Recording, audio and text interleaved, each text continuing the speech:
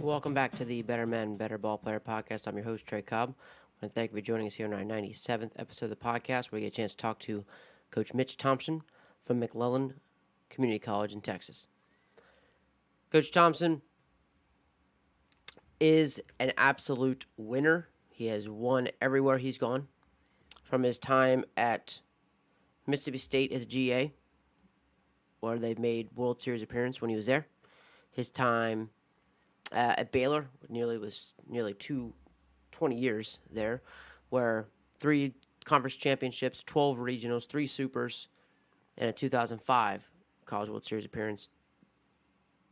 His time at Auburn, when he coached under Hal Baird and had a World Series appearance there in 1994. And to now being the most recent Division I JUCO National Championship in 2021.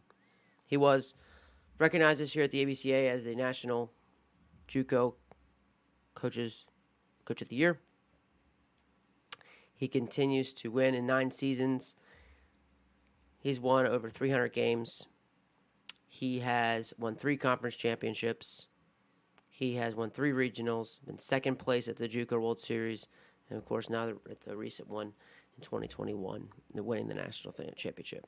He's had 16 draft picks in 9 years. Really cool stat. The last 4 years, 3 out of the last 4 years, the top JUCO draft pick has come from his program. Then 3 consecutive years, they've been ranked at number 1 in some part of the season. Over 100 players have gone on to 4-year schools, 87 of which have gone to Division I. He's a constant winner. You'll hear throughout this time that we got a chance to talk about how he continues to learn, continues to try to get better, and also that he's going to continue working on himself as he continues to ask his players to work on themselves. He's a servant leader, continues to try and just pour into his players as much as possible. So it was really a pleasure to speak to Coach Thompson. Heard him speak, and like we talked about, it was one of the one that made a big impact on me, and I really enjoyed it. And just how he talked, and it was a real pleasure. And you'll hear a lot of that throughout his passion and how he pours into his players. I love how he says that. That's something that Coach Thompson said, and I'm just after speaking to him, that's where we're at. So it was a real pleasure. I want to thank him. I want to thank the guys at Netting Pros for sponsoring our podcast, powering us up. Netting Pros are improving programs one facility at a time. Netting professionals specialize in design, fabrication, installation of custom netting for backstops, batting cages, dugouts, scoreboards, BP screens, and ball carts. They also design and install digital wall padding, windscreen, turf protectors, dugout benches, dugout cubbies, and more. Netting professionals continue to provide quality products and services to many recreation, high school, and college fields, facilities, and stadiums throughout the country. Contact Will Miner. Contact the guys at Netting Pros at 844-620-2707 or info@nettingpros.com. Visit them online at www.nettingpros.com or check out Netting Pros on Twitter, Instagram, Facebook, and LinkedIn for all their latest projects and projects. Thank you to those guys. Thank you guys for holding on. And here he is, Coach Mitch Thompson.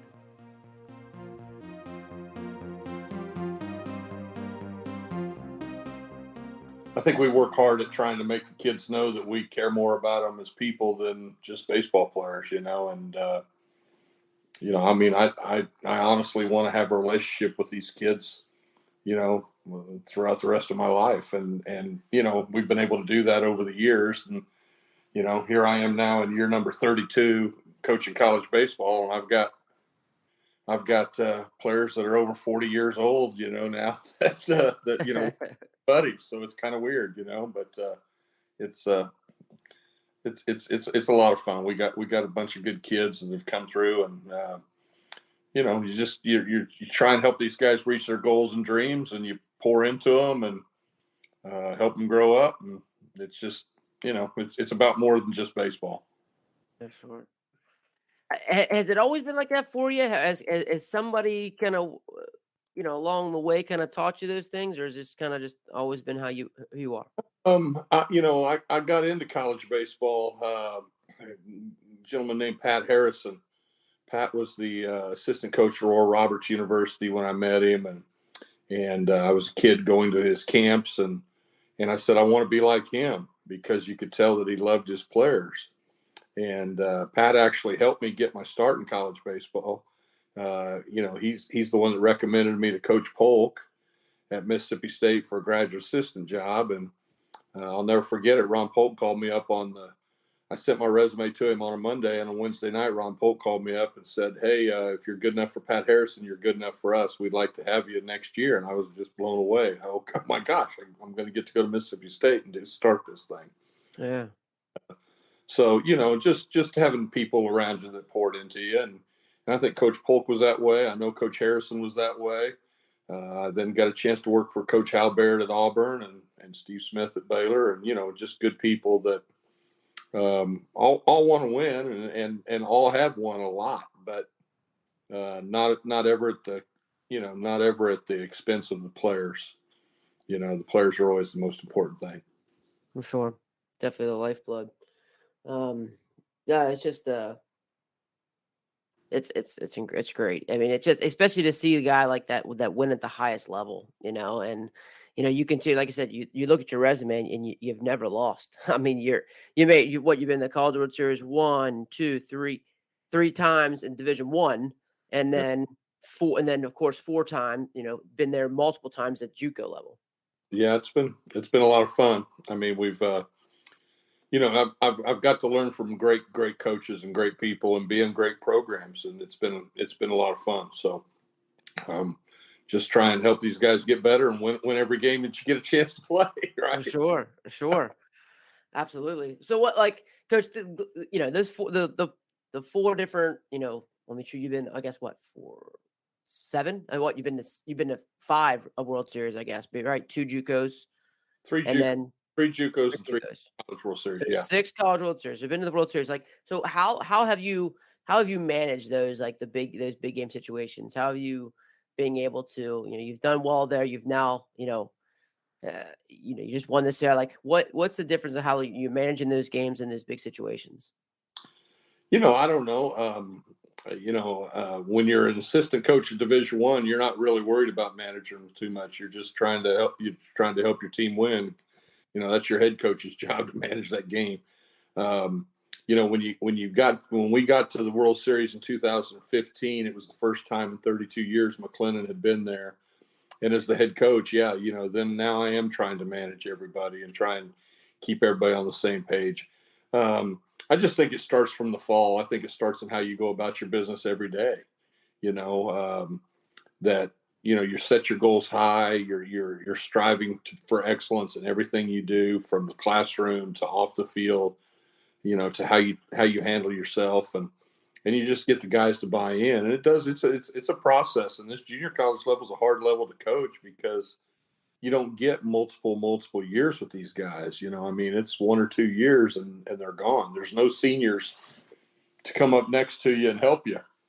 And every group of players is just like the last group of players. They're 18, and the freshmen don't know if they belong, and the sophomores are trying to find their way to the next place. And so trying to get everybody on the same page, it's a heck of a challenge.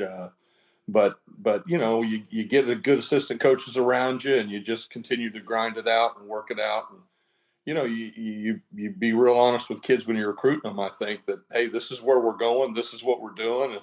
If this isn't who you are, then please don't come here. You'll save yourself a lot of hassle, save us a lot of hassle. And, you end up getting the right type of kids to come in and join up with what you're doing. Mm. You mentioned about, like, the JUCO level and just the challenges of it. With you spent nearly 25 years, I guess it was, like, you spent a ton of time at Division I level, and to take over the JUCO program, do what you do, like, what do you feel is it just a 2-year stint being the challenge? Is that the big challenge, or what was you feel is the big challenge there with going JUCO? Yeah, I mean, everybody as freshman has a difficult time. I mean, 4-year school, they have a difficult time, and junior college, they have a difficult time. They don't know if they belong yet. They wonder, how do I fit in? How do I belong? Am I at the right place? And so there's just so much growing up first leaving home. The nice thing that you have at the Division I level that you don't have here is you have seniors, and you have seniors that you can go up to and go, hey, man, go put your arm around that guy and just say, hey, man, you just follow me, stick around me, do what we do here, and you're going to be fine. We just don't have that. And so here it's a much shorter time frame. You don't get the multiple years to continue to build your culture. Your culture has to be built every year, as opposed to it kind of carrying over from one year to the next, because you're going to lose at least half your team at this level every year. At the Division I level, that's not how it works. You're not losing half your team ever. If they're all coming back, if you keep them happy and they're coming back, you're not losing half your team. So when you lose half your team every year, you have to rebuild your culture every year, and that's the challenge. That's the thing that's hard. It's a difficult part of it. Can you dive into like how you do it each year? Is it the same kind of process, or how do you?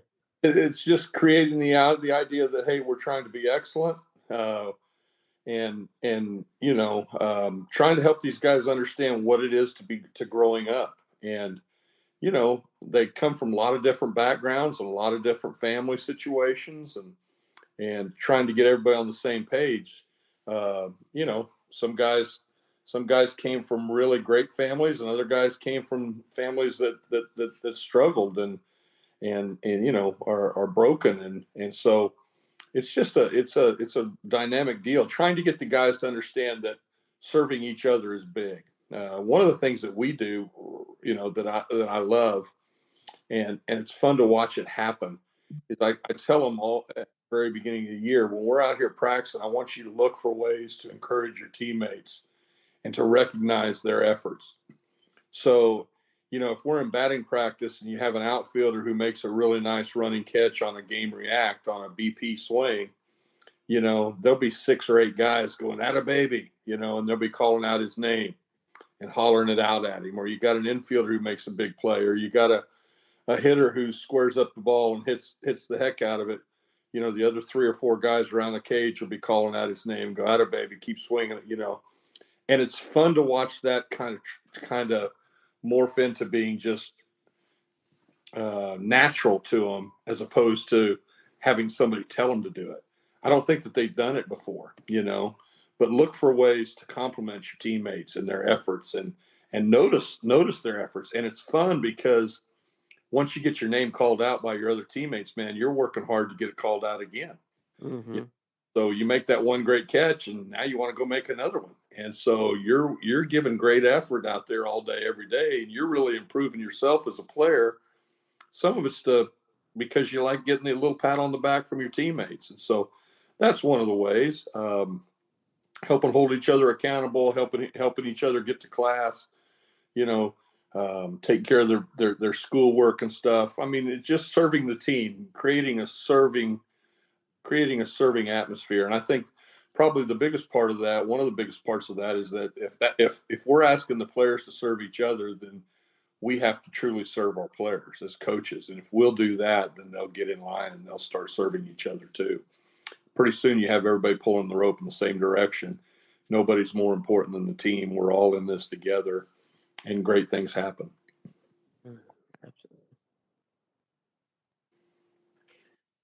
Absolutely.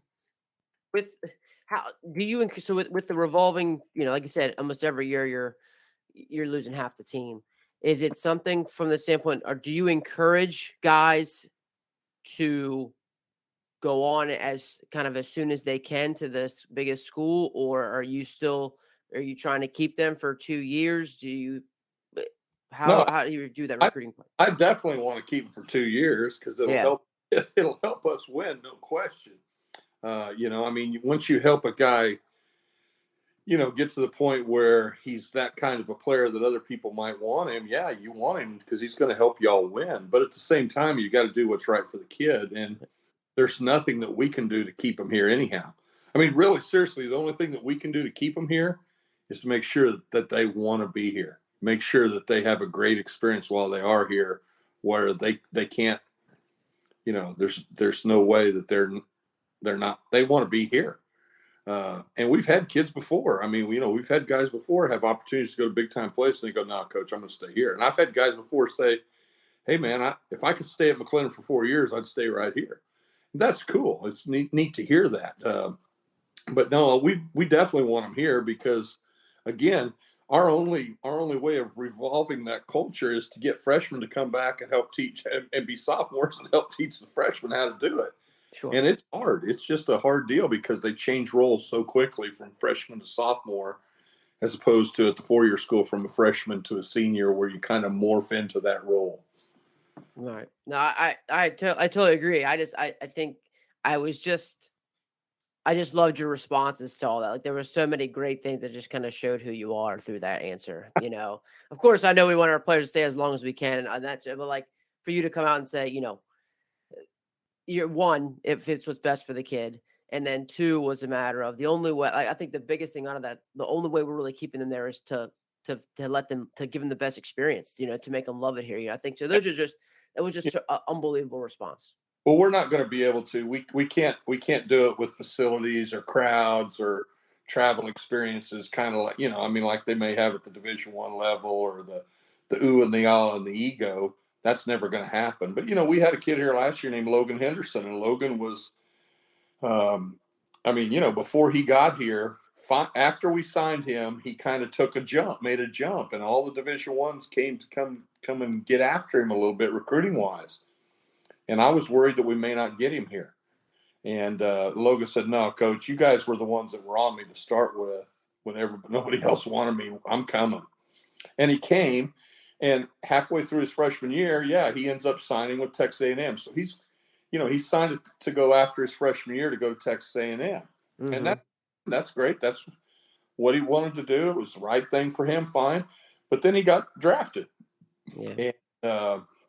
and the draft was a serious possibility for him, and so he had a decision to make. What am I going to do? And he ended up signing professionally, and he's out playing pro ball now, and good for him, and couldn't be more happy for him. If he wouldn't have got drafted where he wanted to get drafted, we had a legit shot of him coming back. Mm. And obviously, I can't line up and beat Texas A&M for players very Right. often. I mean, no way. But Logan understood that, the opportunity to be draft eligible again as a sophomore.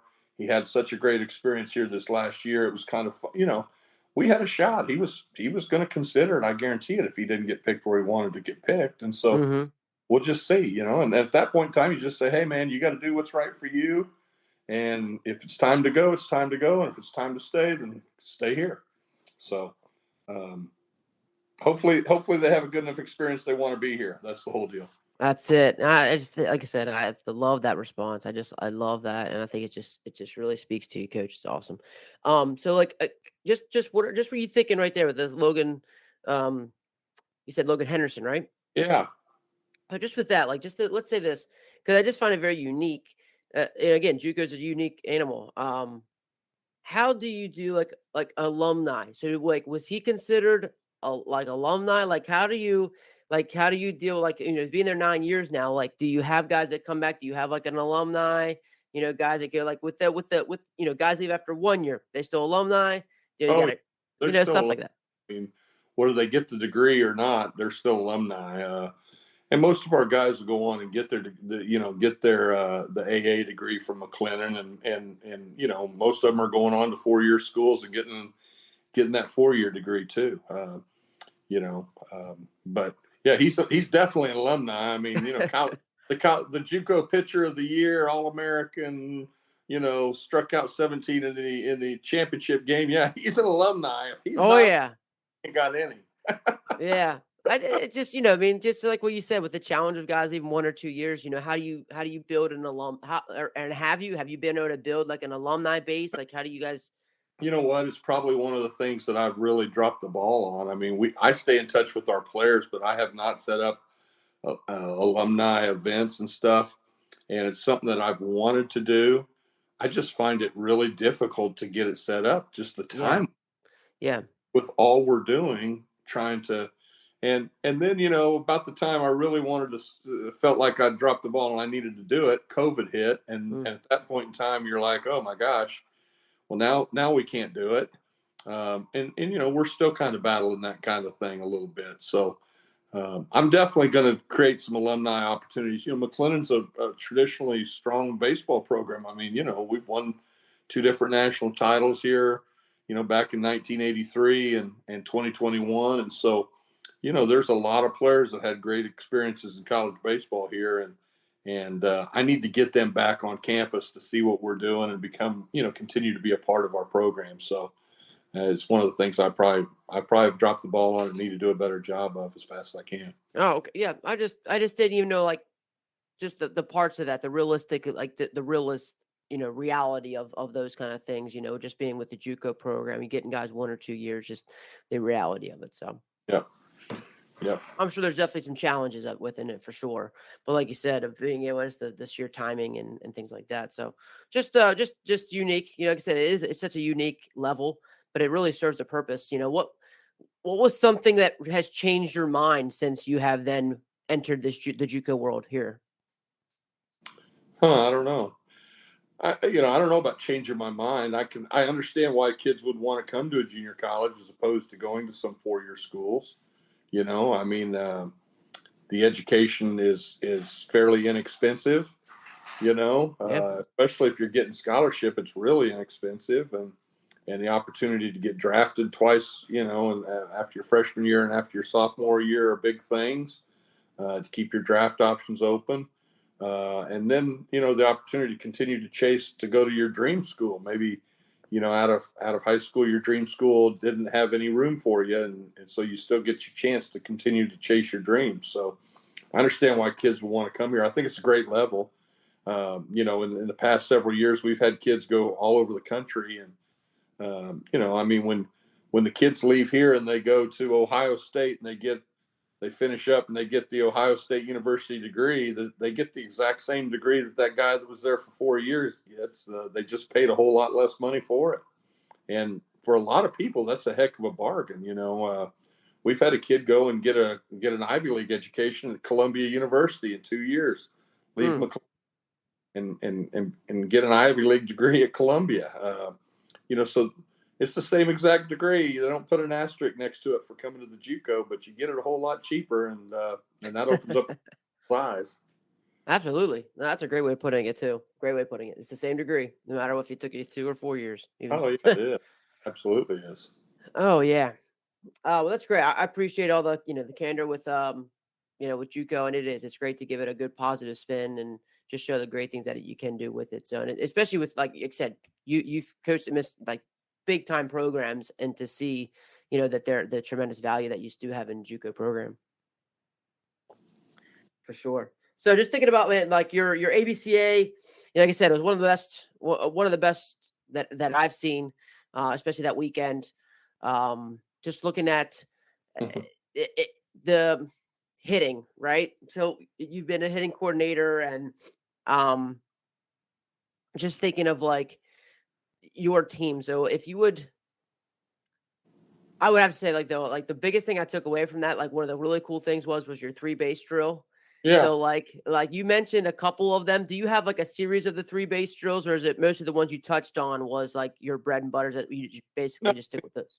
We call our 3 base drill, and then we'll hit it, and we'll hit it hard, for 5 minutes once a week or something, and it's just a little reminder.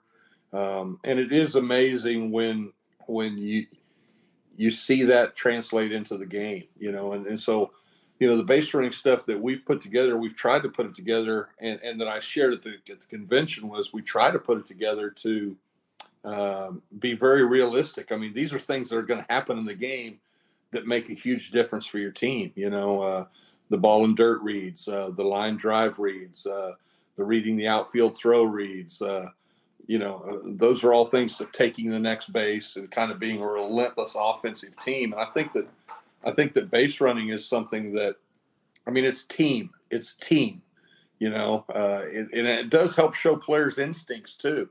So a guy that runs the bases really well, anybody that's watching him play is going to be writing down, wow, this guy's got great baseball instincts just from watching him run the bases. So it's something, but it's something that doesn't get taught very often, and it's something that does get overlooked. And we expect that kid to take that ball and dirt read. We expect that kid to be able to read that line drive and get a good jump on the ball and score when he should, and not get doubled off when he shouldn't. but we don't seem to have ways to practice it very often. And, it's just one of those things where we've tried to come up with ways as to how can we practice this so that we can really kind of hold these guys accountable that this is how you do it. But those are just very realistic drills that we do. And I just thought that they were worthy of sharing, and I'm glad that people thought that they were good.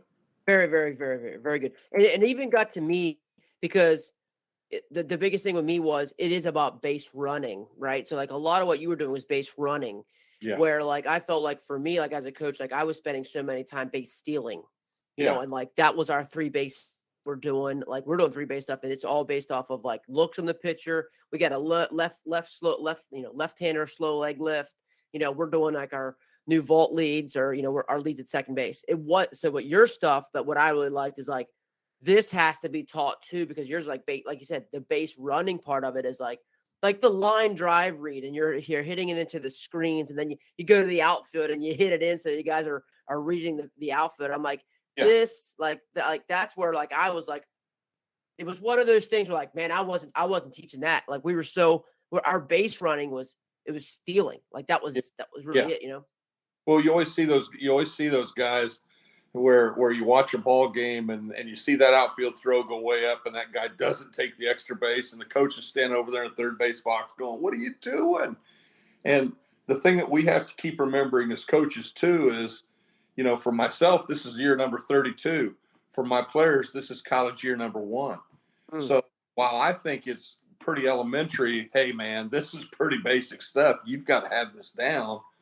He doesn't have it. He hasn't had 32 years of watching it. This is his first year.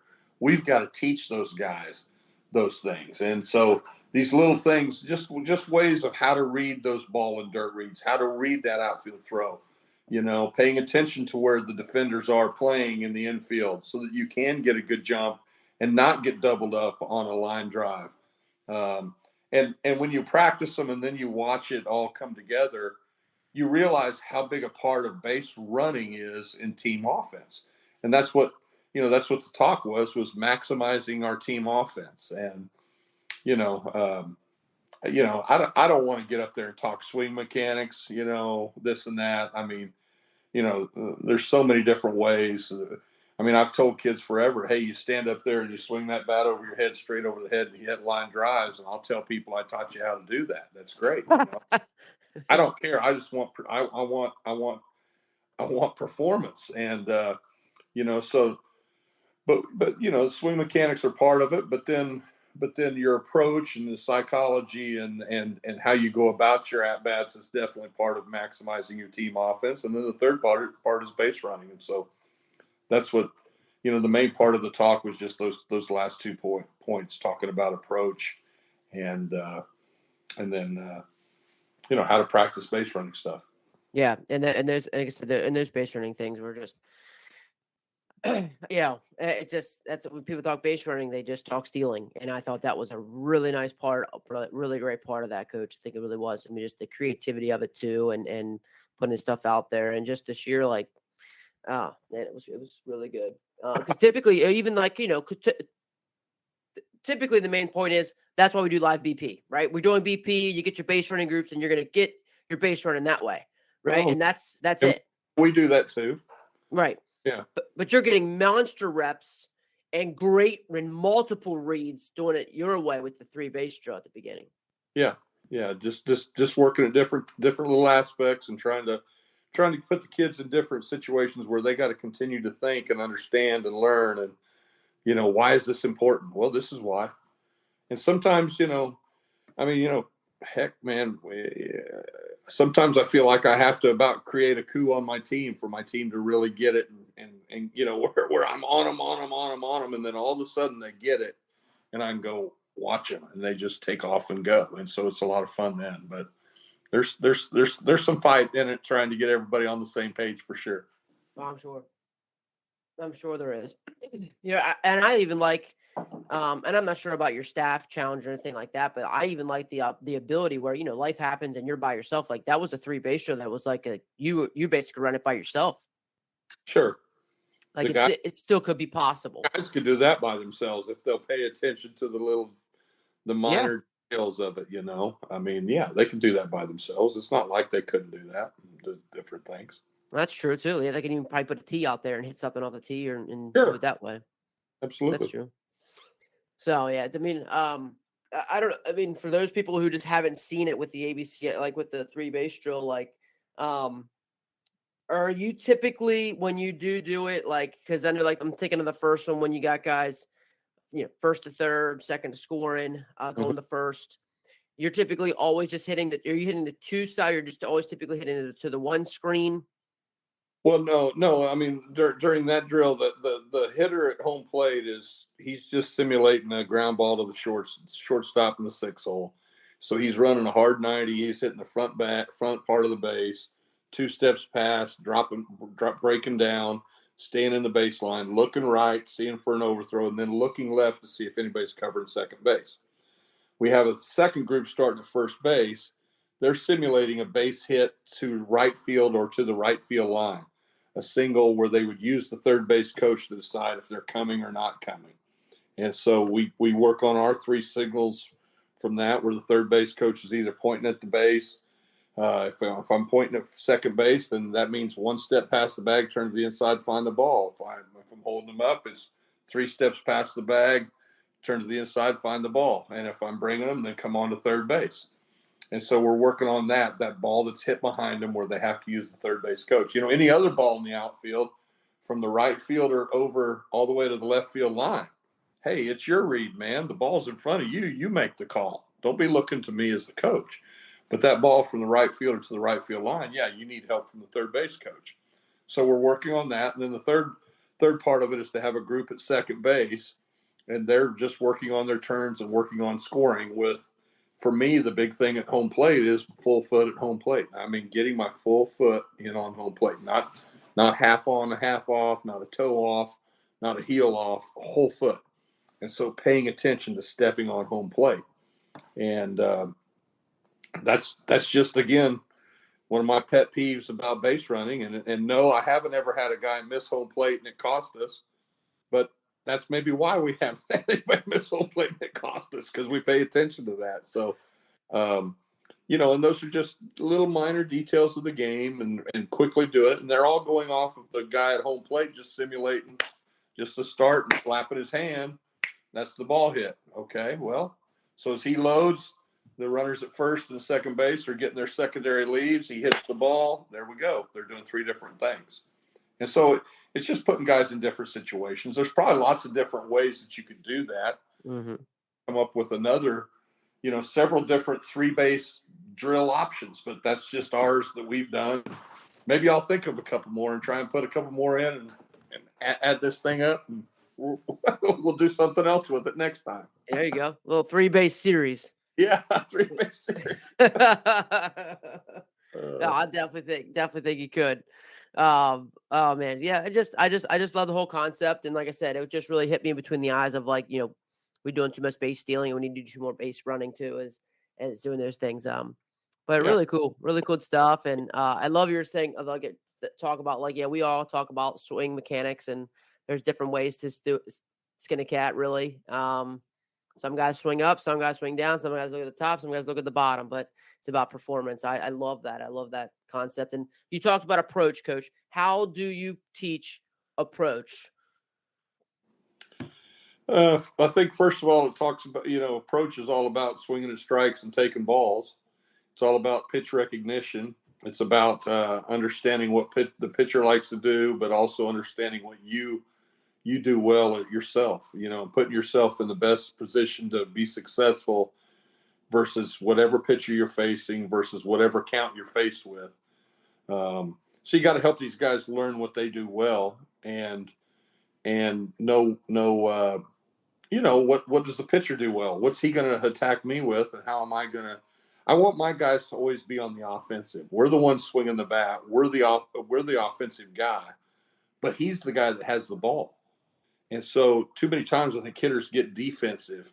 So you've got to create ways to make guys feel, hey man, there's 2 strikes on me. This is the situation, but I can still be offensive here because I have an approach as to how to attack this guy. And it starts in BP, and it just, it's a long process to teach approach, no question, but it's an individual thing. I mean, I don't want my 9-hole guy having the same approach as my 4-hole guy. I want my 9-hole guy to figure out how in the heck to get on base. And my 4-hole guy, I want him figuring out how to hit the ball out of the ballpark and how to drive in those guys that are on base. So it's just a different mentality for each kid. Love that. So that building like BP plans, you try to build BP plans for each of those guys to kind of help them learn who they are. Yeah, and group hitters in similar groups. I mean, having your bunters in the same group and having your power guys in the same groups, and so you're working on a little bit different things sometimes.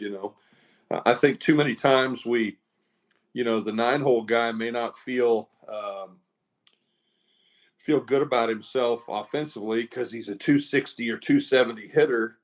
And he doesn't understand that, hey, man, if you get on base, but that walk is a big deal. So we have to try and celebrate that for that kid too. But it's just getting guys to buy into who they are, where they're going to hit in the order, what their job is. But yeah, having a plan and having an approach for every situation so that they can feel successful and feel offensive. Mm-hmm. Yeah, I was just thinking about your BP plans. Like you said, you've had 3 of the last 4 drafts. You're taking the top JUCO pick out of McLennan. And then look at your 9 guy, or look at the guy in the roster. So you seem like you have a pretty big gap. So like just the amount of like, how are you able to, I would say like just the gap of like, you got players that are getting drafted and then guys that are still trying to find their way. Like, how are you able to kind of bring the whole team up and kind of meet each kid where they are? I guess probably just by trying to get guys to be honest with themselves and get guys to understand that it's the same way with pitchers. I mean, if you have that left-handed soft tosser, he doesn't need to try and throw hard because he's throwing under radar speed. I mean, he's throwing under bat speed. That's your ticket. You got to trust who you are and do what you do. We can't all be those 92-mile-an-hour arms. But it's the same way with a hitter. Just getting guys to be realistic and honest with themselves. What do I do well? And how can I maximize that for our team? We had a guy last year that,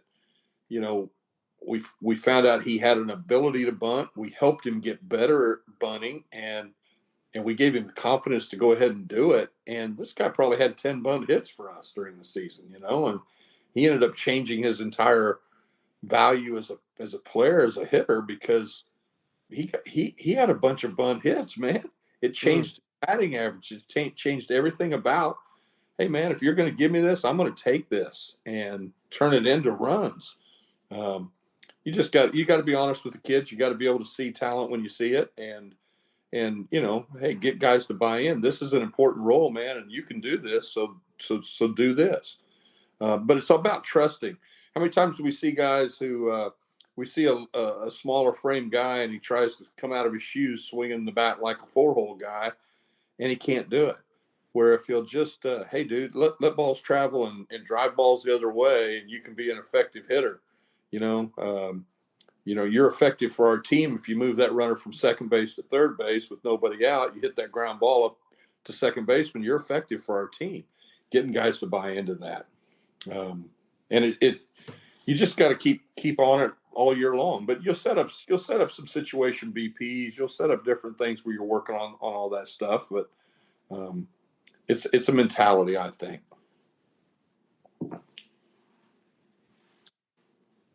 Mentality. Awesome. I think because it just goes to show just how important it is, and you're seeing like you creating a just a mentality with just being a part of your program. I think that just guys are going to come in there, have a much different, like I said, mentality of just who they are as they're playing for McClellan and the success you've had, and it's incredible. But I love this, just the simple approach, and like really just it is really based around your relationships. You continue to talk. You can tell like you're communicating with your players. You know, you're having those conversations where guys just need to know this is just where you are. Yeah, Um, trust yourself, man. Trust your yeah, ability. You do. you know, We had an old saying when I was at Baylor, "Be you." And it was Baylor University, be you, and I just said, "Hey, man, be you. You got to be you. You can't be somebody else. You got to be you." And it's so it's kind of the same type of thing. well, mm. um, yeah. So like speaking of like mentality, and you heard a lot of Brian Kane stuff and the mental stuff kind of side of things. Like what and you've talked about approach and you've talked about the mentality. Like, do you, with these younger players, guys, the first year college guy, do you bring in any of that talk? Are you bringing in the mentality part on the mental side of things and incorporating that into practice? We do parts of it, some of it. I don't go all in on it. Where every second we're stepping out, we're catching our breath, we're looking at the bat, you got to have ways to know who you are and know when you're sped up and know how you're going to calm yourself back down. So yeah, we work on it. We talk about it. And some guys do it better than others, no question, right? And so it's a big part, trying to get these guys to understand how they've got to control their emotions, or else their emotions control them. And it's a big deal for me too as a coach, because I got to keep working on it too. I mean, there's times when I get sped up and I'm watching that scoreboard too dadgum much at the time, and I got to, hey, it's a 9-inning game, just breathe, keep chugging along, do it, staying with the process. Don't worry about where you're at right this second. Love that, and I love it. Just again, it just speaks so much to you, Coach. About I got to work on it too. I got to be on this. Like I'm not. You're so. It's just I just like like it just this thing. It speaks to the leadership and just who you are, Coach. I think it's awesome. It's great. That's the honesty, because every guy that's ever played for me tell you that's the way it is. So I better just go ahead and own up to it. If I'm going to be me, I better try and figure out how I can keep doing better. Uh-huh. That's awesome. That's great. Sure, your players gotta respect that. So, hey, so you've seen some phenomenal players. Do the really good players that you've had, do they have those things in common? Like you said, kind of keeping control of their emotions. Not all of them, no. They grow at it just like everybody. I think the guys who are that ended up being the great players, they all have certain characteristics in common. Um, they are incredibly hard workers. They have an incredible passion to improve. They, they know where they're going too. I mean, I'm not there yet, but I know where I'm going. I'm on the road to getting there, and I'm striving for it every day. I mean, their passion for the game and their work ethic, for the great ones, for the All-Americans, for all those guys that get drafted high. That's how it works, man. They know where they're going. Um, I'm just passing through, but I am going to use this time to really use it as a stepping stool or a springboard to help me get where I want to go as fast as I can get there. And not all of them are great players or were great players. I mean, I used Logan Henderson, but when we recruited Logan Henderson, he was an 87-mile-an-hour right-hander. Okay. 5'11", 6 foot at best. If you loved him, right-hander, 87 miles an hour. But the kid could pitch, man. He could really pitch with 3 pitches, and a great competitor, and had a passion, and you just saw it. And I didn't know he was going to turn into being a 94-mile-an-hour arm, in the next year and a half of watching him do it. But his work ethic and his passion, and comes, and then you got a 94-mile-an-hour arm who can pitch, Mm. who's a great competitor, who's always he's always got it done with less stuff than everybody else. Now he's got as much stuff as everybody else, and he's got more pitchability and competitiveness. He goes off the chart. but he knew. If you would have asked Logan Henderson, are you going places? Yeah, I'm going places. It didn't surprise him. You know, I remember Kip Wells. Kip Wells was a first rounder for us out of Baylor that ended up pitching for about 10 years in the big leagues. And, you know, we had our Christmas party that first year, and everybody brought a white elephant gift, and Kip brought a signed baseball, Kip Wells. That he, you know, I mean, freshman, he's never won a game, and his whole mentality was, "You're going to want this ball. This is going to be a big deal someday." You know, he knew where he was going. There was no doubt in Kip's mind where he was going. He was going to work hard to get there. Jason Jennings, very humble. You know, he ends up being Rookie of the Year in professional baseball, and about 8-10 year career in the big leagues as well. Those guys all knew where they were going. They knew who they were, and they weren't concerned with what anybody else thought about anything. I mean, I'm going to listen. I'm going to learn. I'm going to improve. And, when it happens for me, it's going to happen, but it's going to happen. So I think the great ones have a mentality. They have a passion. Sometimes you probably don't see it unless you go watch a kid play a bunch. You know, you got to go see him play a bunch, but all of a sudden you look out there and you go, wow, look at that guy. I'll take that guy. And once you've done it for as many years as I have, then what you see is you go, this guy reminds me of that player that I had. He was very similar to this guy, or this guy that I saw play against us. And let's go get him. And so you start recruiting guys like that and bringing in those guys. If you bring in guys with great mentalities who are great competitors, you're going to win, and their talent level will get better every year. And so, being the great recruiter that you are, you're known for as much recruiting as you've done even before McLennan, your whole career. How do you pinpoint that? McLennan. I'm sorry, McLennan. I told you we said it how many different times now. Sorry. I can't tell. I know, and I speak too fast sometimes, so I know I'm butchering that. I say it way too fast. Oh man, it's my bad. I'm sorry. I speak way too fast sometimes. I get too fired up. Yeah. So before your time, I'm just thinking about how, as a great recruiter that you are, how are you pinpointing those things from the type of mentality you're looking for, those competitors and the mentality? Pay attention to kids. Watch them. I'll watch them coming into the ballpark, watching them leave the ballpark, watching how they interact with their teammates, watching if they're having fun. I don't want a kid in our program that I'm going to have to kick to go work hard. I want a guy that I'm going to have to go. I want a guy that I'm going to have to go up to him and go, "Hey, man, you've had enough swings today. It's time for you to go home. Okay, take a breath. Okay." So watch how they go about it. Do they love it or not? If they don't love it, it's going to be hard for them to ever be as, I tell every one of our kids when we recruit them, I want you to want to play in the big leagues. I want, if you don't want to play in the big leagues, then I'll be honest, I really don't want you here. Not that but I'm not going to want to have to kick you to work hard. I want you to want this so bad that you're just passing through, man.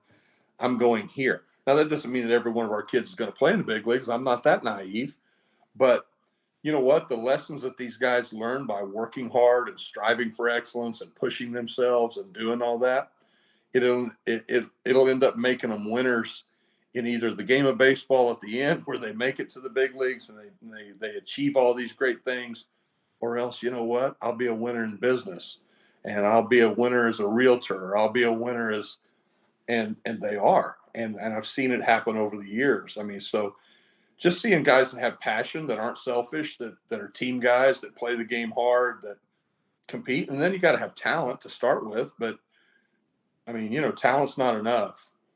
Talent's not enough. If your mentality's bad and you have a really talented team, you're going to lose a lot. So it's just fun. It's fun trying to put together teams. It's fun to be able to recruit kids. But you got to get out there and watch kids play. Mm-hmm. You got to know what you're looking for. And when I say that, for us now, it's easier for me now because I've done it for years, where, yeah, I like that guy. Well, and I don't care if anybody else likes him or not. I like him because I've watched him enough play. And I'm not, I wouldn't say I'm any better than anybody else doing it, but I've worked a lot of years at going out and seeing a lot of games and watching a lot of players play. And I think I know the guys that are going to keep getting better. I think I can see where they're going, maybe even before they see where they're going sometimes. Can you put that into words? Because I think a lot of guys have a hard time putting that into words. And just thinking about you and like you're just how it just your like, can you put that into words like where you could how you can see or what might you look at to say like this where this kid can go? Watching a kid that's that's an athletic kid, but not a maybe he's a 170-pounder, instead of a 200-pounder. But looking at him and saying, wow, his arm works great. He throws strikes, or he's a shortstop, and look, he's got good feet and he's quick, but he's like a young baby deer, out there. He's not the grown man yet, but when he, I get up and I'll watch. I'm going to ask kids if they're shaving every day. I'm going to look. I'm going to see, are you shaving every day or not? I'll look at their feet size. I want to see how big their feet are. Guys end up growing and maturing at different ages, and so part of the key is catching them when they still have a lot of upswing left. And so I like seeing those kids with that little peach fuzz. They're compete and their arm works and they're athletic and they're. They have some actions, they have some spring to them, some bounce. Those guys keep getting better, it seems like, and then pretty soon they're not 6 foot or 6'1", 170 or 6'1", 165. Pretty soon they're 6'2", 200, and all of a sudden they're real bodies and real strong kids that can play the game. So get out to the ballpark and watch kids go, watch them play, but then look at, do they have more left in the tank? I tell all of our players, I want our guys, especially in the fall, we're going to be cleanly shaven. I'm not going to let them grow a full beard, because I tell them this, I think for the rest of your career in baseball, you want to look young. Mm-hmm. If you're 35 years old and you're playing in the big leagues, you know what you want to look? You want to look young because you want that extra contract. And as a 21-year-old kid, I don't want to look like or an 18-year-old kid, I don't want to look like a 24-year-old guy. I want to be an 18-year-old guy where somebody can dream on me that there's still more in the tank. He's got a big jump left in him here in another year, maturity wise. As he keeps maturing. I don't know. I just think that's a big key. That's a big key to it. Getting guys that still have upswing. Still upswing and looking young. I think those are very valuable, extremely valuable things to talk about. And they're real. They're very real. A lot of people don't realize that.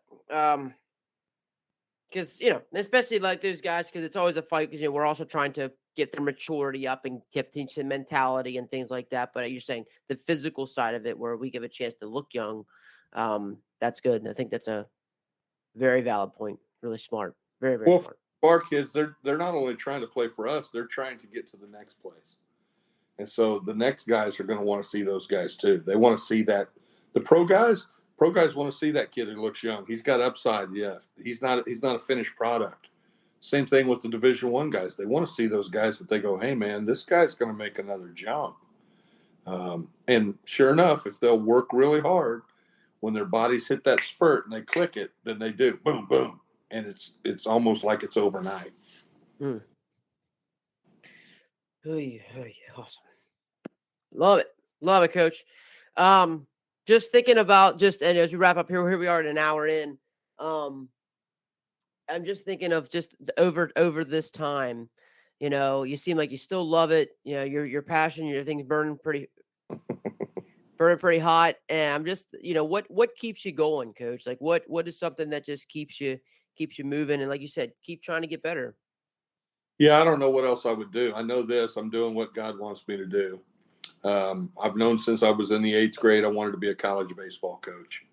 And that's because of I saw Pat Harrison, and I I had a high school wrestling coach, Rocky Welton, that poured into kids, and I said, I want to be like those guys. I want to have an impact on people's lives like that. And so, yeah, I've got pretty good energy for a 56-year-old guy. My body's not any good anymore, but my motor runs pretty fast. And our kids, I mean, they'll practice fast whether I move as fast as I used to or not. That's obviously not the case, but they'll get after it and go. But yeah, I don't know what else I would do. I think I'm doing exactly what God wants me to do. I've said forever I'm one of the luckiest guys in the world. I've never been to work a day in my life. I'm coaching college baseball, man. They're paying me to do this. Are you kidding? It's awesome. And for me, the impact that the opportunity to help these guys mature, the opportunity to have an impact on their lives and to make a difference for them, just like coaches had it made a difference in my life. That's what fuels me. I want these guys to come to my funeral, man. I want them to tell my two daughters, I loved your dad. And if I pour into them and they do that, then man, I've been successful. Nobody's going to ask me how many games or championships you won, but when those kids all show up at your funeral and they go, and you've had coaches, all of us have had people in our lives that made that kind of an impact on us. So I'm fortunate that I get the chance to try and help these kids grow up and become better men. And man, gosh knows our country needs that, right? So we need grown men. So I get a chance to impact 30, 40 guys a year. That's pretty cool. Absolutely. I don't know if we should ask anything else. I don't know if we should talk about anything else because that was a pretty remarkable way to wrap things up. Good to me. I appreciate it. Yeah, that was. I really appreciate, Coach. If anybody wants to talk more about your journey, follow you guys more, what's the best way to reach out, contact you? Emails mthompson at mclennan.edu, mclennan.edu. Twitter is gosh, what's my mtompy THOMPY 25 is my Twitter. If guys want to shoot me an email or follow me on Twitter or shoot me a direct message like this or that, I'll be glad to try and respond. And I appreciate the opportunity to come on here tonight with you and visit. It's been fun.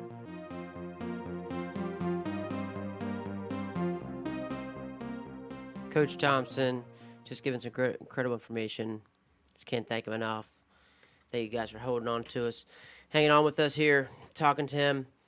Just a couple points I just love to reiterate, just as you guys talk. I loved how he talked about the challenges of JUCO, surrounding yourself with great people, pouring yourself into your players. He came out right at the bat and started talking about pouring into his players, and all the people before him poured into his players and how he continues to do that. I loved how he talks about, creating the challenge of JUCO with you're basically building a culture every year. You're losing half your team, you're rebuilding it every year. And he really talks about, I think all coaches do this, especially with the portal right now. We can't control them staying. We can't control them being there. The only thing we can do is make them love it. We can make them love it and have a great experience so they don't want to leave. The only thing they can do. And that's where his focus is. That's where his control's at. I love that part. Starred that on my notes. This year is my year 32, but this is my player's number 1 in college baseball. He's at 32 years in college baseball. This is his player's number 1. He keep reminding himself that where it might seem very simple to him, but he continues to be patient with his players. Another star item. Be you. I loved how he got that with Baylor University, but also it rang true with how he helps his hitters, how he helps his players. Just be you, because he talked about the characteristics of those great players he had and how they were. They didn't care about other people. They weren't concerned with them. They knew where they were going. They knew who they were. They had a passion for improving, incredibly hardworking. And then finally, wrap it all up, how he wants his players to tell his daughters that they love them. He wanted their players at his funeral to tell his daughters that they loved them.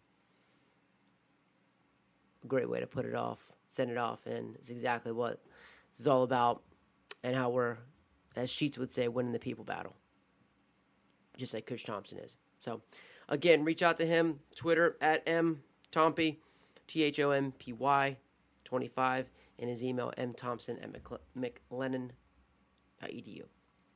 So, Coach Thompson, again, thank you enough. Thank you guys for all your support. Hope you enjoyed this week's episode, and we'll see you next week. So until next week, keep getting better.